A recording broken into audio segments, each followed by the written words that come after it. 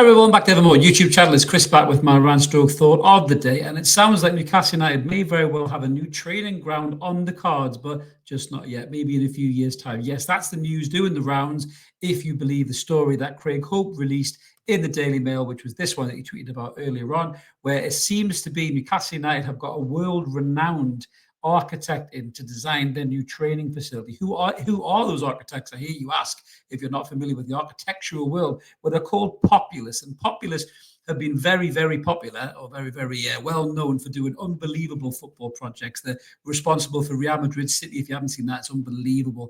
That's where the Real Madrid first team and the youth academy and every other team that's involved with Real Madrid train. It is literally like a village, a town they've built that is just purely driven by football. They're also responsible, I think, for Roma's new stadium as well. Some people might be asking why are they not on board for the new stadium, because I think the club were very quick to reiterate, or Craig Hope's sources were very quick to reiterate, that the Populous aren't involved in designing the new stadium. This is just for the new training facilities. And we all know Newcastle's training facilities weren't great when the PIF bought us. You all remember the old Mike Ashley water baths in the wheelie bins and water beds and dinghies and shit like that in the grass. That's all gone because the PIF have thrown about 10 million quid, I think, at the training facility in Benton. And looks very nice, as you've seen in all the videos.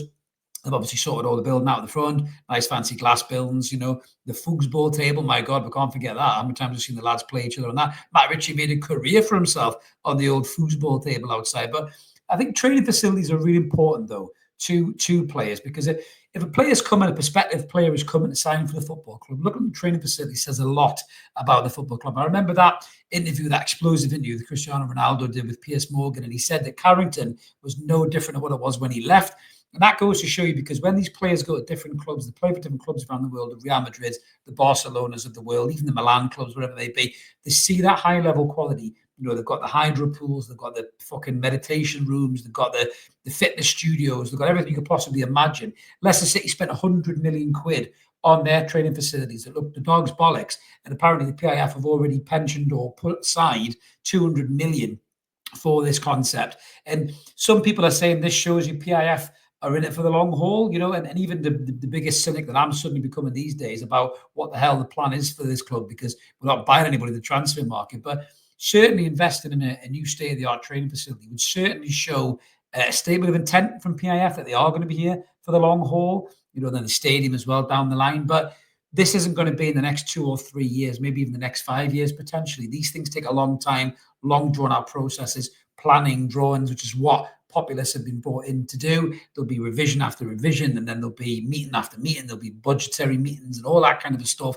Then design works, and then maybe a redesign and another redesign. So this thing is not going to happen overnight. But talking about where is it going to happen? So there's two main sites that the club have identified, and these make sense to me. One is, I think, up in Wolsington by the airport. There's been lots of talk about PIF and Newcastle Airport sponsorship deals and all of that. You know, as somebody who's trying to get a flight from Newcastle Airport, certainly in the UK, it's a fucking nightmare. So I wouldn't be surprised if the PIF bought Newcastle Airport, just turned it into an entire training facility. But it seems to be the most popular location is going to be by Gosford Park. It's owned by the Rubens already, in the racecourse. That would make a lot more sense. It's not a million miles away from the training facility. It's really close to the airport. So any new prospective signings coming, or, you know, the owners coming to visit, those kind of things, that is quite good for a location-wise. Plenty of land there. And the fact that the Rubens are already the guys that own that makes it probably that bit easier to push that through. But this is going to be a total state-of-the-art thing, not just for the players. You know, I'm sure there'll be places where they can maybe bring their kids if there's an issue with childcare and all that kind of thing, just to make a player feel settled, welcomed,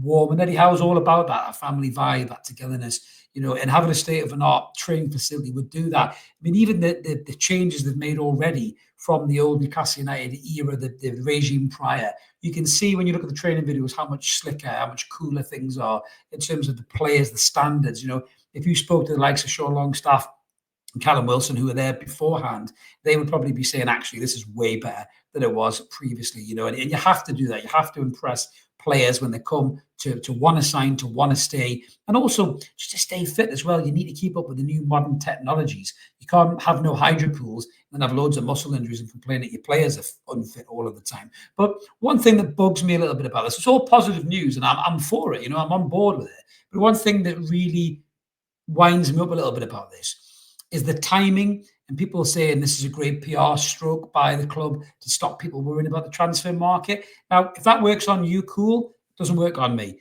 I want to know where the players are. I want to know what's happening with the squad management. I want to know who are buying, who are not buying, who are selling, who are not selling. You know, a new training facility, mint, love it. 2, 3, 4, 5 years, class. New stadium, 2, 3, 4, 5 years away, class. I'm happy you've got the plans for it. But what about the now? What about the squad imbalance? What about the things you need to address right now? That should not be swept under the rug just because of the excitement about a new training ground. And I really hope that that is not what the club has in store here, thinking just throw them a positive story out and they'll all shut the fuck up and go away, because that is not good for me. The club has to still come out and answer about the transfer activity, in my opinion, because if this window shuts with no signings coming in and the squad left in balance and 2 or 3 injuries away from dropping off the whole face of the Champions League race, that is not good, because we need that competition to keep the likes of Isak, Bruno, Gordon at the end of the season, maybe even Tonali as well. You know, I'm not sure that Europa League football would keep those players.